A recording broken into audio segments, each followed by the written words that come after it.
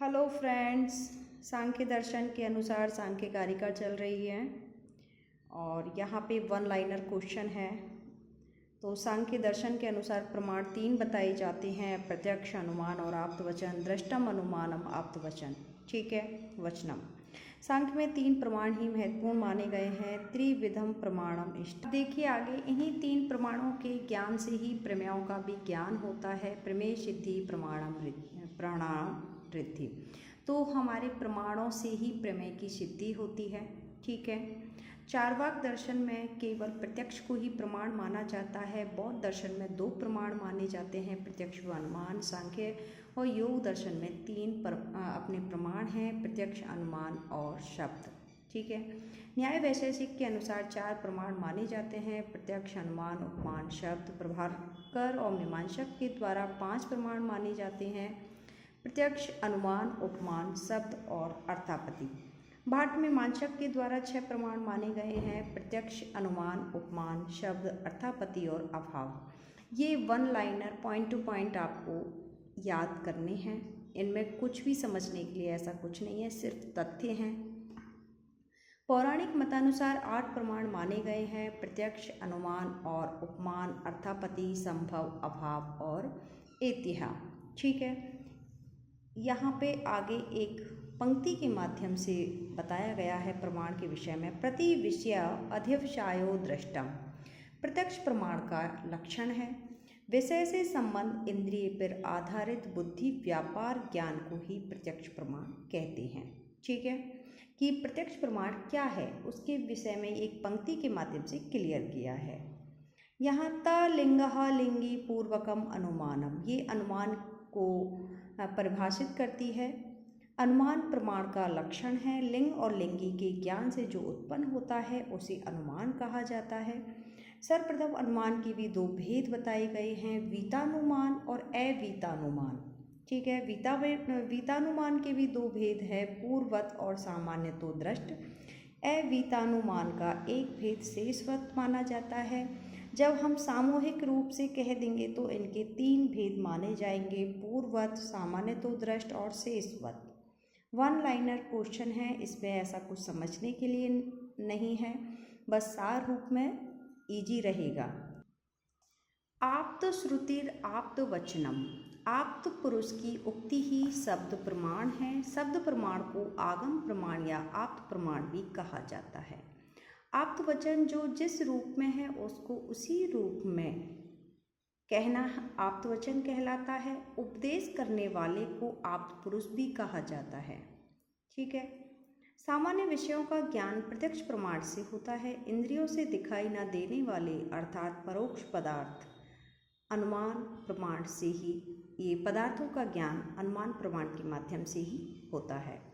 मूल प्रकृति आदि का ज्ञान सामान्यतो दृष्ट नामक अनुमान प्रमाण से होता है। सांख्य दर्शन के अनुसार प्रत्यक्ष 8 रूपों में नहीं हो सकता है, क्योंकि क्या क्या कारण ऐसे आते हैं जिनसे प्रत्यक्षीकरण नहीं हो रहा है। तो इसमें कारणों को बताया है। अत्यधिक दूरी के कारण आप किसी को प्रत्यक्ष रूप से नहीं देख पाओगे, अत्यधिक समीपता के कारण भी नहीं देख पाओगे। इंद्रियों का नाश होने पर आप प्रॉपर नहीं देख सकते हो, प्रत्यक्षीकरण नहीं हो सकता है। मन की अस्थिरता के कारण भी आपका टॉपिक से ध्यान भटक जाता है या प्रत्यक्ष नहीं कर पाते हो। अति सूक्ष्म होने के कारण भी, बीच में किसी रुकावट के आ जाने से भी प्रत्यक्षीकरण नहीं होता है। समान वस्तु मिल जाने पर डाउट हो जाता है तो प्रत्यक्षीकरण नहीं होगा। अपने कारण से ही उत्पन्न होने से कोई ऐसा कारण हो जाता है जिसके कारण भी प्रत्यक्षीकरण पूर्ण नहीं होता है। तो इस प्रकार से 8 ये कारण बताए हैं जो प्रत्यक्ष में बाधा डालते हैं। अब देखिए, अति दूरात सामीप्य इंद्रिय घातान मनो अन अवस्थानात् शौचम्याद व्यवधानाद अभिभवात समानाभिराहारा चह। ठीक है, इस श्लोक के माध्यम से 8 कारणों को स्पष्ट किया गया है। शौचम्यात अनुपलब्धि अन्न अभावात प्रकृति की उपलब्धि नहीं होती है। तो इस वाक्य के माध्यम से कहा है कि प्रकृति की उपलब्धि नहीं होती है। क्यों नहीं होती है? अति सूक्ष्मता के कारण। यदि शौचम्य है, अत्यंत सूक्ष्मता हो गई है, तो प्रकृति की उपलब्धि नहीं हो रही है। ठीक है, तो महद आदि तच्चः कार्यम प्रकृति स्वरूपम विरूपम च। तो महद आदि जो कार्य हैं प्रकृति के स्वरूप और विरूप के विषय में है। तो प्रकृति की उपलब्धि उसके कार्य से होती है। महद आदि कार्य प्रकृति की समान व असमान दोनों रूपों में है। ठीक है, सतः सतः जायते सत्कार्यवाद सांख्य दर्शन का प्रमुख सिद्धांत कहलाता है। पहले ही बता दिया था, सत्कार्यवाद और पुरुष बहुत्ववाद। असदकरणाद उपादान ग्रहणात् सर्वसंभव अभावात् सक्तस्य शक्य करणात् कारण भावाच सत्कार्यम। ये सत्कार्यवाद के सिद्धांत के विषय में ही बताई है पंक्ति, और इस पंक्ति के माध्यम से इनके 5 कारणों को प्रस्तुत किया गया है। अशदकरणात् उपादान ग्रहणात् सर्वसंभवाभावात् सक्तस्य शक्य करणात् और कारण भावात्। ठीक है, अब यहाँ पे आगे सत्कार्यवाद को समझाते हुए बताया है, कार्य हमेशा अपने कारण रूप में विद्यमान रहता है। सांख्य शास्त्र के अनुसार ना तो किसी वस्तु की उत्पत्ति होती है और ना ही विनाश होता है। कार्य की उत्पत्ति का अर्थ है अव्यक्त से व्यक्त होना, विनाश का अर्थ व्यक्त से अव्यक्त होना। ठीक है, तो कार्य की उत्पत्ति अव्यक्त से व्यक्त होना और विनाश का अर्थ है व्यक्त से अव्यक्त। ये एक दूसरे के विपरीत है, कार्य और विनाश। मूल प्रकृति से उत्पन्न होते हैं महद आदि कार्यों को व्यक्त कहते हैं। अब प्रकृति क्या है? प्रकृति का परिचय दिया है, त्रिगुणात्मिका है, प्रधान है, प्रसव धर्मणी है। ये विशेषताएं हैं प्रकृति की। अव्यक्त है, जड़ और अचेतन है। ठीक है, पुरुष के संयोग से फिर ये चेतन हो जाती है। अव्यक्त और व्यक्त पदार्थों का सादृश्य एवं वैषम्य का निरूपण किया है। अब यहाँ पे 2 तरीके से इनको डिफाइन करके बताया है, व्यक्त और अव्यक्त। व्यक्त को महत कहा है, अव्यक्त को प्रकृति कहा है। अब हेतुमान, व्यक्त के अंतर्गत हेतुमान है, यहाँ पे अहेतुमान है। एक प्रकार को आप याद कर लो, दूसरा स्वतः ही क्लियर हो जाएगा। व्यक्त में हेतुमान अनित्य, अव्यापी, सक्रिय, अनेक, उसका अहेतुमान हो जाएगा, नित्य हो जाएगा, व्यापी हो जाएगा, निष्क्रिय हो जाएगा, अनेक का एक हो जाएगा। ये मूल कारण पे आश्रित होती है, यहाँ अनाश्रित है, ये कहीं पे भी आश्रित नहीं है। लिंग सहित है, लिंग रहित है, अवयव युक्त है, निरअवयव है, परतंत्र है, स्वतंत्र है। इस प्रकार से इनके भेदों को समझने में आसानी रहेगी। केवल एक भाग ये या ये, कोई सा आपको इजी लगे वो आप याद कर सकते हो। आगे है हेतु मद नित्यम व्यापी सक्रियम अनेकम आश्रितम लिंगम साव अवयवम परतंत्रम व्यक्तम विपरीतम अव्यक्तम। महत तत्व से लेकर आकाश आदि स्थूल पर्यंत सभी पदार्थों को व्यक्त कहा जाता है। ये प्रत्यक्ष प्रमाण के विषयी होते हैं। हेतु मत, हेतु अर्थात कारण जिसका होता है उसे हेतु मत कहा जाता है। अव्यक्त, प्रकृति नित्य है क्योंकि वे किसी का कार्य नहीं होती है। अव्यक्त अर्थात प्रकृति नित्य है क्योंकि वे किसी का कार्य नहीं होती है। सांख्य मत में भी अनित्य का अर्थ है सूक्ष्म रूप से अपने कारण में रहने वाला। जो हम पहले इनके भेदों को पढ़ के आए, उनके भेदों को डिस्क्राइब किया गया है, समझाया गया है। सांख्य में पुरुष बहुत के सिद्धांत को भी मान्यता प्रदान की है। त्रिगुणम अविवेकी विषय सामान्यम अचेतनम प्रसव धर्मी ठीक है, व्यक्तम तथा प्रधानम त्वद्वि परितस्था च पुमानः। व्यक्त और अव्यक्त और पुरुष के विषय में फिर यहाँ पे विभेदीकरण करके समझाया है। व्यक्त और अव्यक्त क्या है और पुरुष क्या है। त्रिगुणात्मक है, अविवेकी है, विषयी है, सामान्य है, अचेतन है, प्रसवधर्मी है। जबकि पुरुष का है गुण से रहित है, विवेकी है, अविषयी है, असामान्य है, चेतन है, अप्रसवधर्मी है। तो ये व्यक्त और अव्यक्त प्रकृति की विशेषता है, यहाँ पे पुरुष की विशेषता बताई गई है।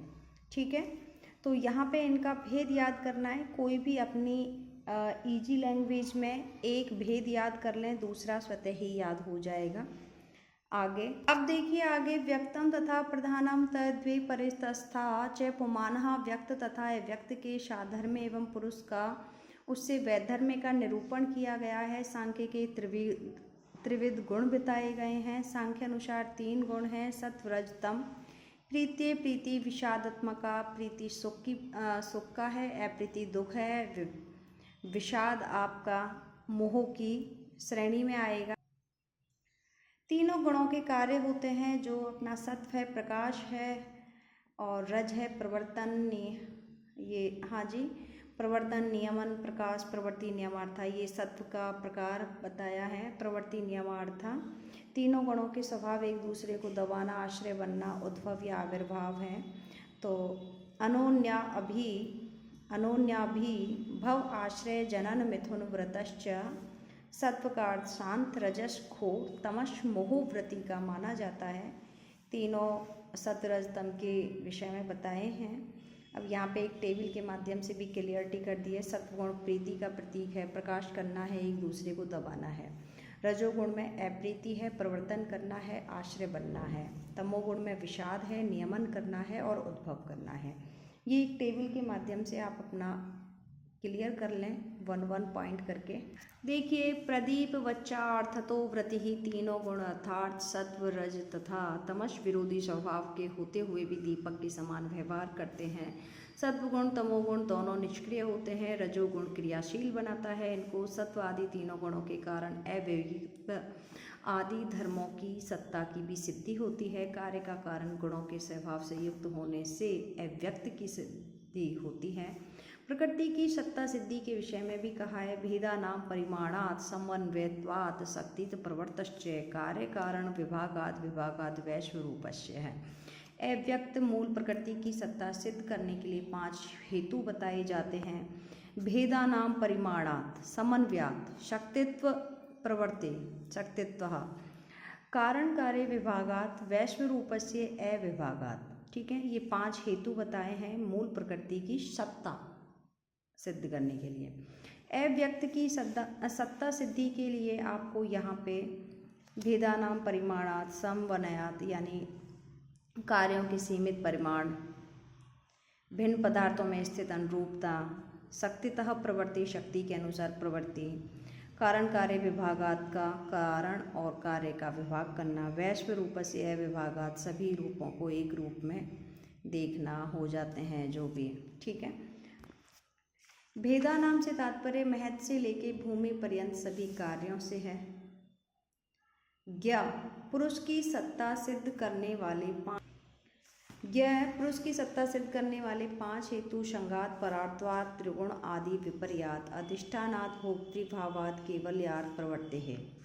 पुरुष की सत्ता की सिद्धि संगात परार्थवाद त्रिगुण आदि विपर्यात अधिष्ठानात् पुरुषो अस्ति भोक्तृभावात् केवल्यार्थम प्रवर्तश्च के इस श्लोक के माध्यम से, कारिका के माध्यम से ये बात कही गई है, पुरुष की सिद्धि की बताई गई है।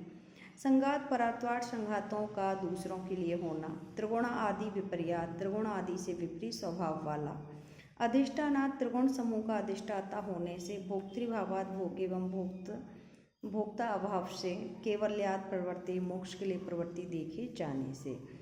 सांख्य कारिका में पुरुष सभी शरीरों का अधिष्ठाता एवं त्रिगुण रहित होने से सबसे भिन्न है। पुरुष बहुत्व का